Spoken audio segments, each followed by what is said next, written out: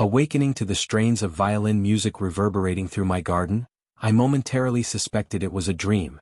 However, when I drew back the curtains, I was met with the sight of rows of white chairs, a grand floral arch, and a woman with a headset chastising a florist near my shed. The reality hit me. A full-blown wedding was unfolding in my backyard. As I rubbed my eyes trying to understand what was happening, she turned, clipboard in hand, instructing a man to reposition the cake closer to the arch and to discreetly tuck the generators behind the bushes. I recognized her immediately, Karen, the self-styled sovereign of our homeowners association, HOA. She hadn't merely trespassed, she was orchestrating a wedding on my land as if she were doing me a favor. I hadn't even had my morning coffee, and already I was bracing for confrontation. The day had commenced like any other, with birds singing, dogs barking in the distance, and a gentle breeze rustling through the trees. My home sat on the edge of the Lakeside Estates HOA, technically beyond its jurisdiction, but near enough to interact with its residents who behaved as though they were proprietors of the earth. My property was private. I shared no roads, paths, nor obligations with the HOA, and I preferred it that way. Generally, neighbors respected my boundaries except Karen, who perceived boundaries as mere suggestions. Previous encounters included complaints about my porch light being overly bright, her dog treating my flower beds as a loo, and her once recommending that I replace my fence with something more community-themed. Today, though, was different. As I ventured outside in my slippers, bewildered by the tents, lights, and rented stage brazenly occupying my lawn, a man clad in a tuxedo offered me a glass of champagne. "Are you part of the wedding party?" he inquired politely. I glanced at the flute in his hand and replied, "No, I live here." He chuckled nervously and retreated, while I navigated through the tumult, dodging florists, camera crews, and guests arriving as if my property were just another leased venue. I found Karen amidst the buffet tables, adjusting a stack of chairs with the precision of directing a major theatrical production. "Karen," I called out, snapping her attention. She turned, her face adorned with a saccharinely sweet smile. "Oh, hi neighbor. Isn't it beautiful?" she exclaimed, gesturing expansively as though bestowing me with a grand gift. "What is this?" I demanded. "It's a wedding," she chimed. "My daughter's tying the knot today, and we needed somewhere with natural charm. Your garden was just sitting there unused, so, surprise," she giggled. "You can't just host a function on someone else's property without consent." "This is trespassing," I retorted. Karen's expression barely changed. "Oh, don't be dramatic," she replied. I checked with the HOA to see if there were any objections and nobody raised any concerns. Plus, the event planner assured me we'd set up quickly and leave the place tidier than we found it. Anger simmered within me. "The HOA doesn't own my land, I do," I asserted. She brushed me off, remarking, "You should be honored. There are influencers here, this could put your house on the map." I stood there, fists clenched, trying to comprehend the absurdity. Karen appeared not only unapologetic but conceited, believing that hosting a grand wedding on private property without consent was justifiable if it looked appealing on Instagram. Resolute, I pointed towards the exit and stated, "Pack it all up now. You've got 30 minutes. Karen rolled her eyes. "You're being ridiculous. The guests are arriving, the food's being served, and the ceremony kicks off in an hour. You can either enjoy the spectacle or stay inside, but this wedding is happening," she declared, then turned on her heel to continue arranging table placements. Realizing I was left with only two choices, call the authorities or hatch a plan, I knew the former wouldn't work swiftly enough. Karen would feign innocence, act bewildered, and by the time police arrived, half the service would be complete. Frustrated, I charged back into the house, pacing and seething, then contacted my best mate, Josh. He worked at a wildlife rehabilitation center, specifically with reptiles including non-venomous snakes, harmless yet remarkably adept at inciting panic. Josh had often joked about letting a few loose during HOA meetings just to observe how quickly Karen would sprint in her heels. Suddenly, that notion didn't seem so absurd. "I need a favor," I said into the phone. "Do you still have those rescue snakes?" Josh hesitated. "You want me to bring them over?" I nodded. It's time Karen understood the true price of trespassing, I thought as I hung up the phone. Peering out of my window, I surveyed the spectacle unfolding below. The DJ was belting out tunes, while guests indulged in mimosas. A string quartet performed classical melodies under a gazebo I was unaware of, and children frolicked through the sprinklers. Karen, meanwhile, was gleaming as if she'd secured a lucrative real estate deal, oblivious to the impending chaos her dream wedding would soon face, not through photographs, but through an unanticipated reptilian disruption. I positioned myself by the kitchen window, arms folded, observing Karen parade around my garden as though it were her own domain. Her daughter, attired in a dazzling white dress, posed theatrically beneath the floral arch as guests sipped from elegant flutes, chuckling at the string quartet's classical twist on pop music. Whether it was an uninvited wedding on my private land or the dismissal of my existence by everyone, I couldn't pinpoint what riled me more. Josh assured me he was 20 minutes away, and I was eager for his arrival. Choosing to avoid a public showdown, which would only see Karen claim victimhood and ruin her daughter's special day, I needed a strategy that would etch this event in memory. While awaiting Josh, I retrieved a hefty folder from my late grandfather, brimming with land documents, boundary maps and survey notes, each legally indisputable. I captured photographs of each page, confirming that the tent encroached upon my property in recent satellite images. As a precaution, I printed out the documents and tucked them under my arm, ready to counter any challenges from Karen or the HOA. Josh arrived in a dust-covered pickup, tinted windows shielding a trailer in tow. Meeting him at the side gate, heart racing, he emerged in cargo pants and a hoodie, flashing a mischievous grin. "Got the goods?" he declared, tapping the trailer. Inside were 3 corn snakes, 2 pythons, and a ball python with a notably inquisitive nature, all harmless and amiable, primed to disrupt the celebration. A twisted satisfaction welled up in me. "Perfect, let's get started." We discreetly parked the trailer behind the garage, aligning ourselves for stealth. Josh and I navigated a hedge-lined path to a vantage point with a clear view of the buffet, stage, and tent for the wedding ceremony.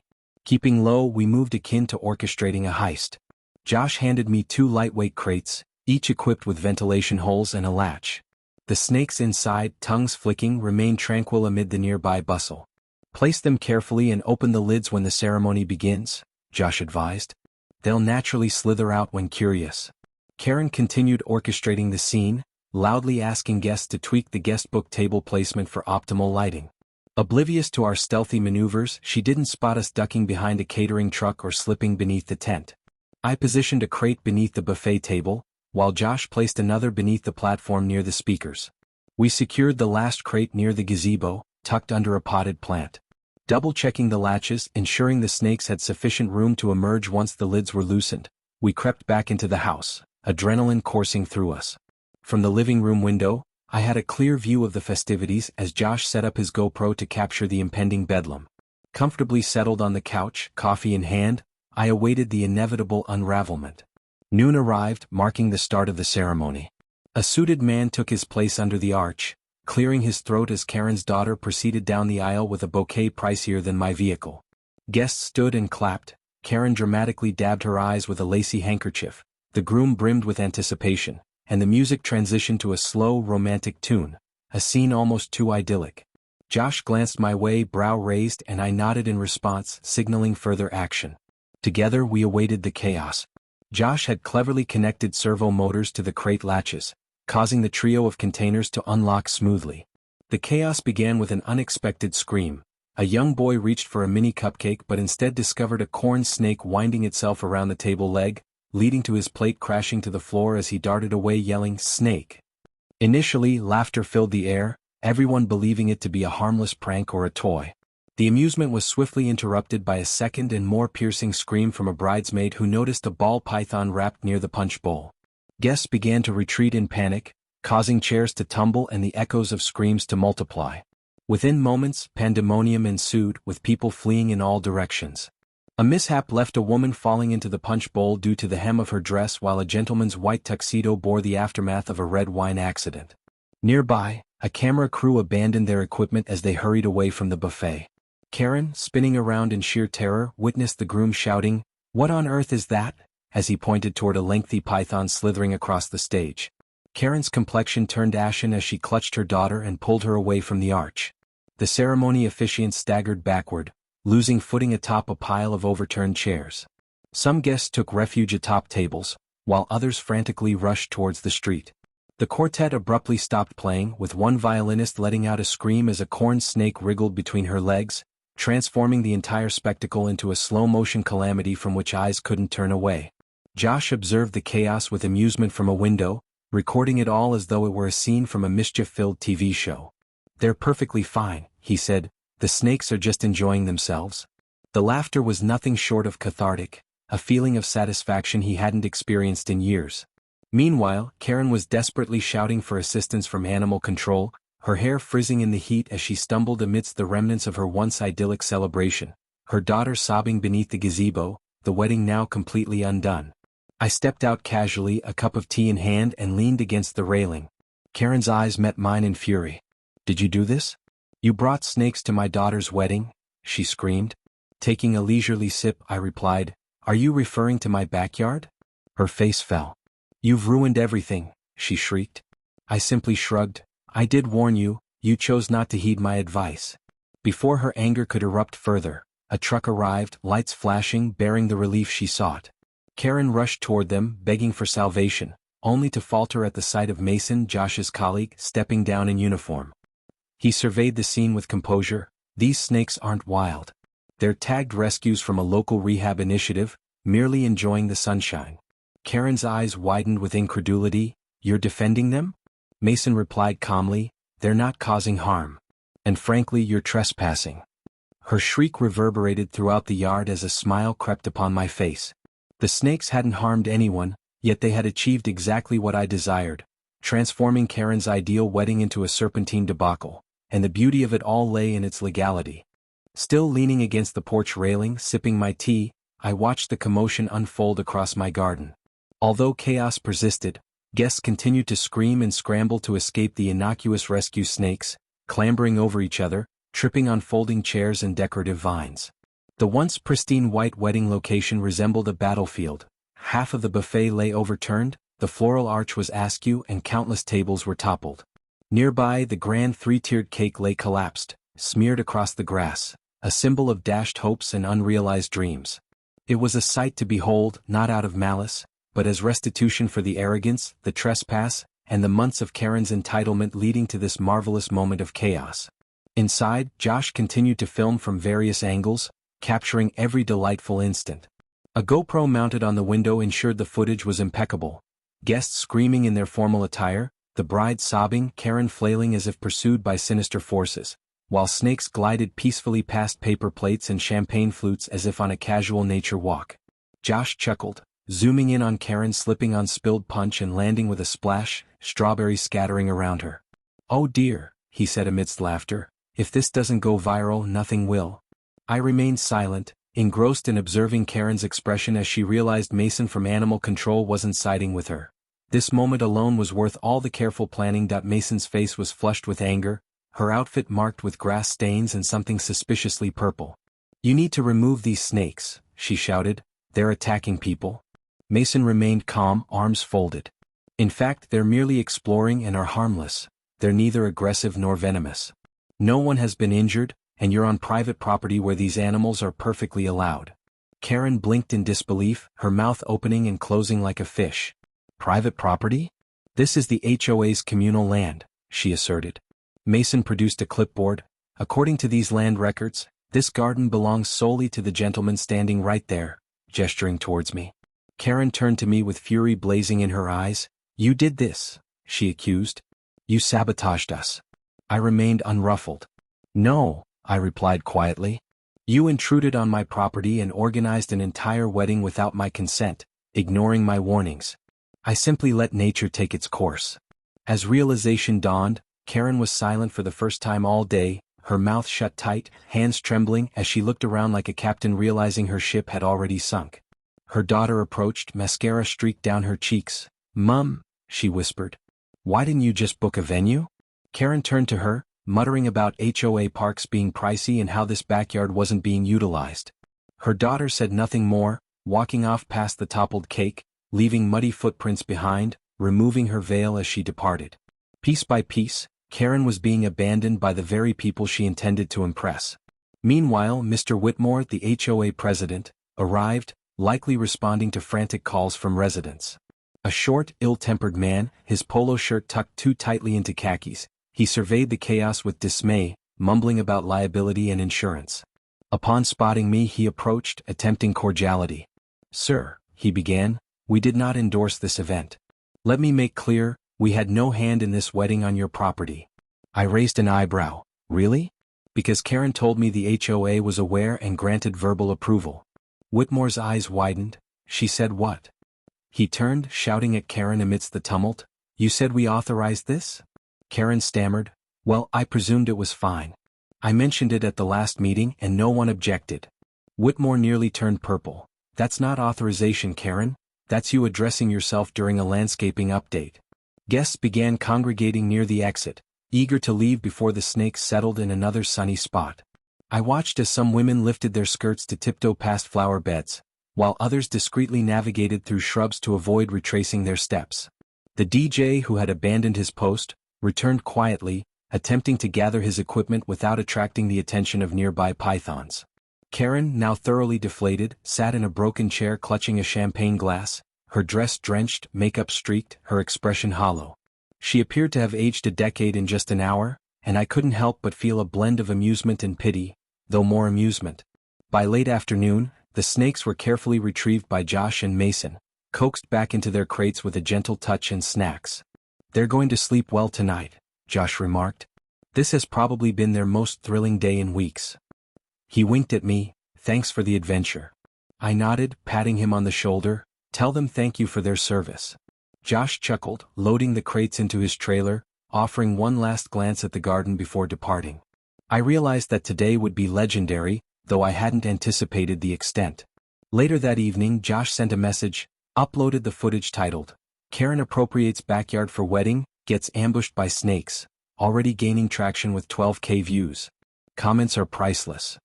I clicked the link, spotting a thumbnail with Karen mid-scream, a snake poised near her foot. Views were ascending rapidly and the comments were sharp. She deserves it. Plot twist. The snakes were the real heroes. You can't spell karma without Karen. I couldn't stop smiling. The following day, news outlets picked up the story, local headlines declaring, backyard wedding slides into disaster. Snake surprise at HOA's drama-laden ceremony, with even national channels airing clips. Karen's misadventure had captured widespread attention. She became infamous overnight, albeit for unfortunate reasons, and attempted to remedy the situation with a tear-stained apology video. In her defense, she claimed she had been misdirected and was merely seeking a picturesque day for her daughter's wedding. Regrettably, her explanation fell on deaf ears, especially among the vendors informed they would be operating at the HOA park. As it turned out, Karen had deceitfully signed contracts using HOA documentation, falsely claiming she had permissions to utilize community grounds. This revelation led to a flurry of lawsuits as vendors realized they had been misled, citing fraud, misrepresentation, and trespassing. Karen's dream wedding unraveled into a legal and social calamity. Meanwhile, I regained control of my garden. Though the lawn showed signs of wear and a frosting residue lingered on a tree stump, tranquility returned. I enjoyed a cool drink, tuning in to the frogs croaking at my garden's edge while the setting sun painted the scene with a golden glow, transforming the chaos from a day earlier into a serene spectacle. Oddly, I anticipated anger or bitterness but found satisfaction instead. Justice sometimes requires no courtroom drama, only a few swift consequences. The calm that followed the chaos bordered on surreal. My backyard, recently a tumultuous wedding stage, now lay in silence.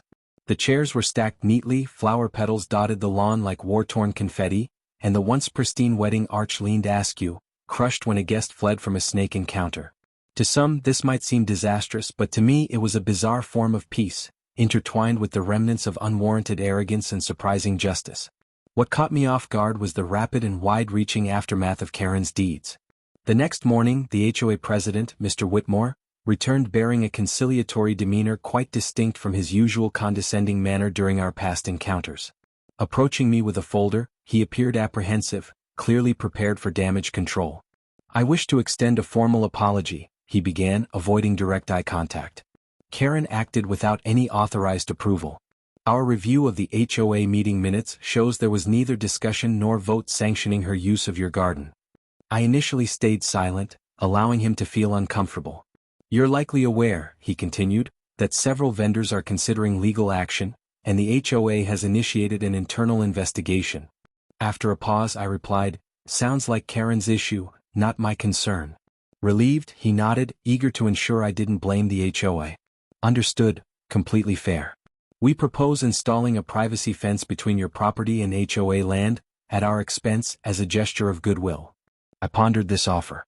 It was indeed prudent, marking the HOA's first intelligent move in years. I consented, stipulating my choice of contractor and ensuring they stayed off my property during construction. Whitmore hastily jotted notes and retreated to his car, humorously a transformed figure from his years of subtle intimidation through newsletters about community standards. In contrast, Karen had fallen silent. No more outbursts, no more cutting remarks, none of her self-assured strolls past my mailbox. She vanished from the area for 2 days post-wedding, rumored to be residing temporarily with her sister in a nearby town. Her daughter, still visibly irate, purged wedding photos from social media. What once boasted the most aesthetic day of my life was reduced to a cryptic post. Some people ruin everything. I couldn't suppress a chuckle, not at the daughter's plight, but at the reality that Karen orchestrated her downfall. The internet was relentless. Josh's video skyrocketing to over 500,000 views within days caught the attention of local, then national media outlets. Clips of Karen's breakdown became viral memes, comedic edits portraying snakes in top hats among wedding ruins surfaced, and comments thrived. Karen tried to hijack a wedding and ended up in a horror show.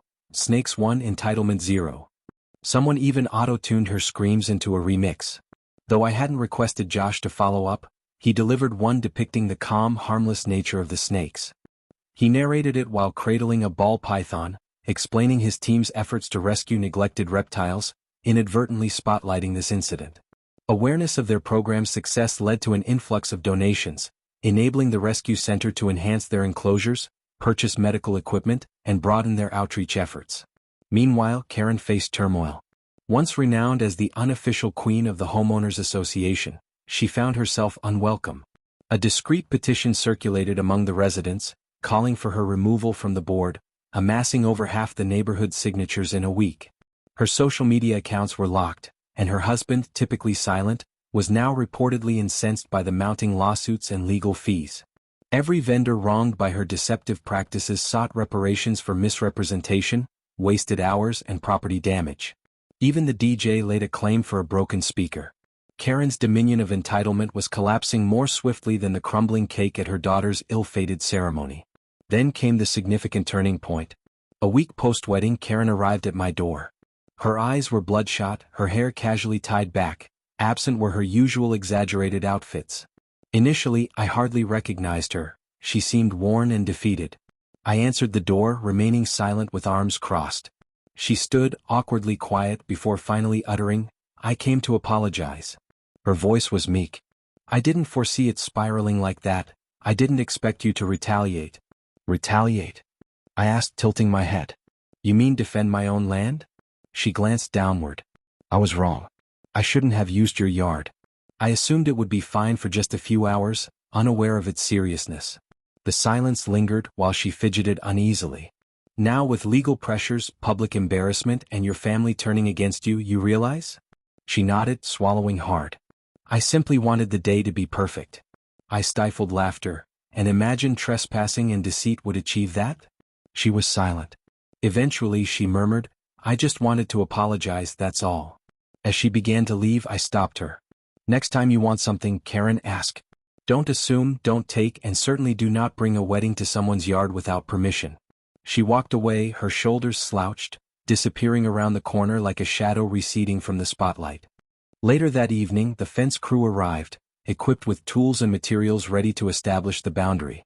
I observed them positioning the first posts, a sense of finality settling in. This chapter was closing. Karen's hold on the community was severed, and the HOA finally acknowledged limits. The rescue center's snakes received more affection and attention than ever, while I found peace, not through confrontation or shouting, but through ingenuity, supportive friends, and a touch of nature's often misunderstood creatures. It was quite poetic. Karen's identity was founded on control, appearances, and intimidation, but ultimately she was undone by her own hubris and a few harmless animals.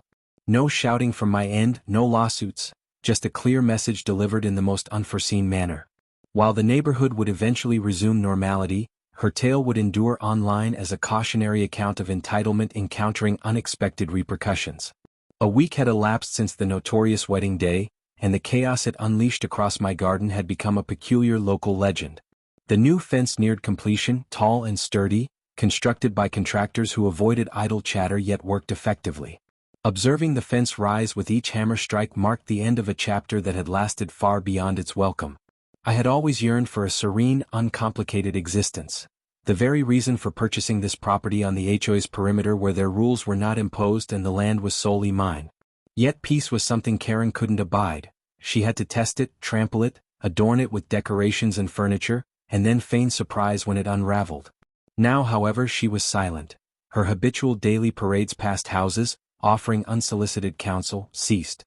Her porch light was off every night. No more invites to board meetings masked as gossip gatherings. Her presence was a mere faint memory. The video of the snake incident surpassed 1 million views, igniting online discussions dissecting every moment of the chaos, frame by frame. Josh had crafted 2 additional videos, one elucidating the therapeutic and educational role of the rescue snakes, the other featuring an interview with me, recounting the incident from my perspective. We maintained a light, humorous, yet factual tone, refraining from naming names. No cruelty was intended, just a simple explanation of how people can sometimes overstep boundaries, prompting unforeseen consequences. Donations flooded into the snake rescue from across the nation. Schools began requesting educational visits, and even a small nature documentary crew contacted Josh, hoping to feature some snakes in a segment on human-animal conflict resolution. If I hadn't experienced it, I couldn't have imagined it. The Homeowners Association (HOA) had completely shifted its approach. Gone were the sarcastic newsletters and passive-aggressive reminders about lawns and mailboxes. Their communications became strictly factual, polite, and surprisingly respectful. They issued a formal statement to residents, clarifying that Karen acted independently, violating property laws. Future events would require unanimous board approval, with signed consent from any involved landowners, a bureaucratic way of saying they were keen to avoid a repeat incident. Mr. Whitmore approached me privately to express his gratitude for not pressing charges. I reassured him that I had no interest in legal battles. I had already made my point. Sometimes public embarrassment is the most effective teacher. One afternoon, while inspecting the newly installed fence, a group of local children approached the property. They asked if the snakes were still around. I laughed, saying they had returned to where they belonged. The youngest appeared disappointed, wanting to see one up close, not at an event like before. This sparked an idea. After a few phone calls, Josh agreed to host an educational event at the community park. Not HOA sponsored, just an informal gathering with a few gentle snakes and fascinating facts. The children were thrilled, and though some parents were initially cautious, they quickly relaxed upon seeing how calm and non-threatening the snakes were. Josh even allowed a few brave attendees to hold a corn snake. One little girl left beaming, exclaiming she wanted to be a snake doctor someday. The irony wasn't lost on me. The snakes that had caused such a stir at the wedding were now inspiring curiosity and kindness in the same community. Karen was notably absent from the snake event and had kept a low profile since the wedding. Rumor had it her family was still struggling with financial consequences as vendors pursued legal action, and while I stayed out of it, neighborhood gossip suggested steep legal bills. Her daughter returned to university earlier than planned, shortening her summer break, and reportedly changed her surname on social media. Karen's once impeccable image was now in tatters, and she had only herself to blame. Despite the sense of satisfaction her downfall brought, I felt no joy. Deep down, I understood what motivated people like her: the need for control, to be noticed, to be the center of attention even when unwarranted. For that illusion to shatter is not just embarrassing but devastating. In that understanding, I found something more meaningful than revenge: perspective. The final segment of the fence was completed on a quiet Thursday afternoon. Rayhan, the courteous contractor, handed me the final invoice with a firm handshake. "Solid work," he remarked. "This will keep you safe from any future weddings." We shared a laugh, and as he drove away, I stood at the property's edge, gazing at the spot where Karen's guests once sipped champagne and snapped selfies. Now, a patch of grass was healing under the summer sun, with a few yellowing petals clinging to the earth, forgotten remnants of an unwanted ceremony. I picked one up and flicked it towards the compost pile.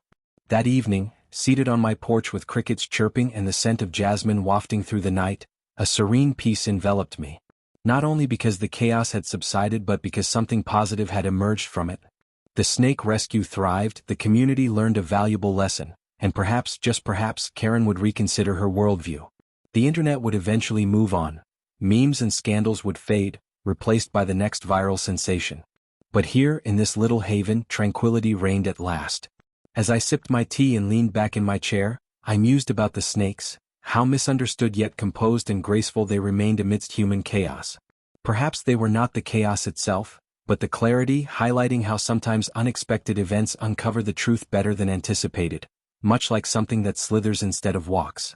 Sometimes a scream is what truly captures attention, but occasionally, letting nature take its course is the most effective way to handle a difficult situation.